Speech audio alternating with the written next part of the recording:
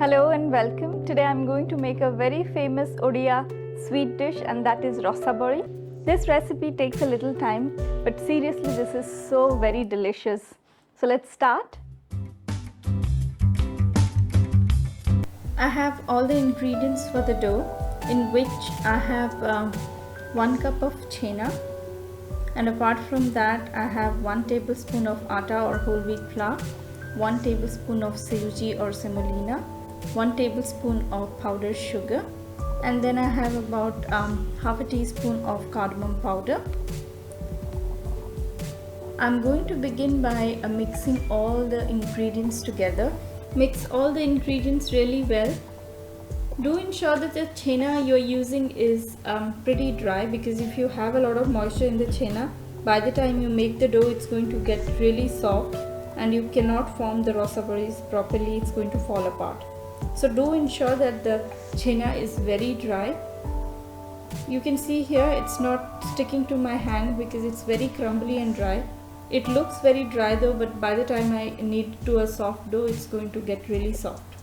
I'm using the palm of my hand now to knead it well till all the grains of the chena are nicely mashed up and become very soft. You can see here how soft it has become. So I'm going to knead it really well.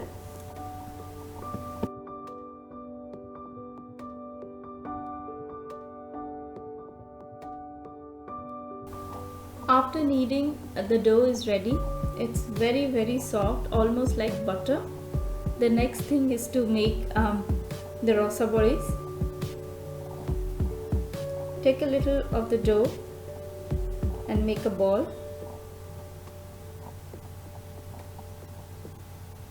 And that's it, just press your 3 fingers and that's it. This is ready to fry. I have taken here enough vegetable oil to deep fry the rosabaris. I have kept the heat on medium. You can use actually ghee instead of vegetable oil. Now drop in all the rosabaris one by one.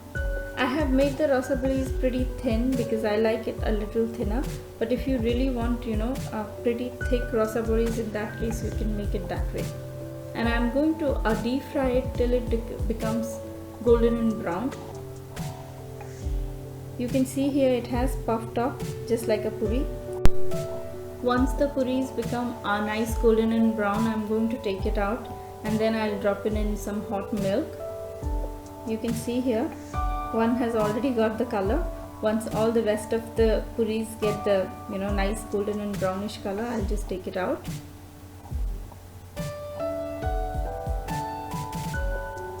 You can see here it's not breaking, and that's because of the dough.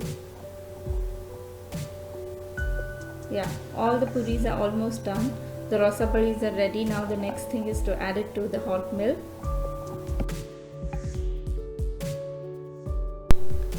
The boiling hot milk is ready. This is about 2 cups of milk, but when I started cooking the milk I took about 4 cups of whole milk, and I had been cooking it on low heat till it became about 2 cups. And to the milk I have added about 1 tablespoon of ghee, just for that added ghee aroma. Now to this boiling milk I am adding the rosabaris or the fried rosabaris. And after adding it, I am going to switch off the heat and I'll let it sit in the hot milk till it comes to room temperature. The rosabaris are pretty thin, so it's going to soak up the hot milk pretty well.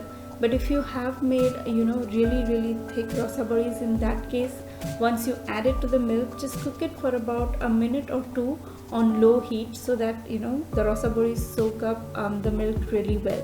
But in this case I don't have to cook it any further. As soon as I drop in the rosabaris, they will be ready by the time it gets cold.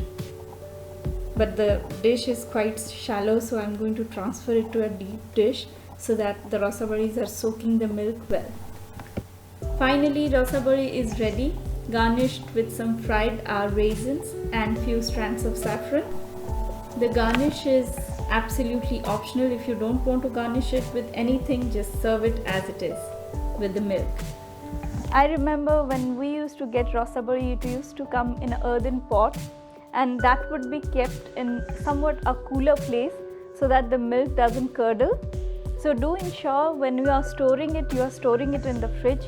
Try this very delicious dish and don't forget to let me know about it. We will meet next time, and don't forget to subscribe. Till then, bye bye.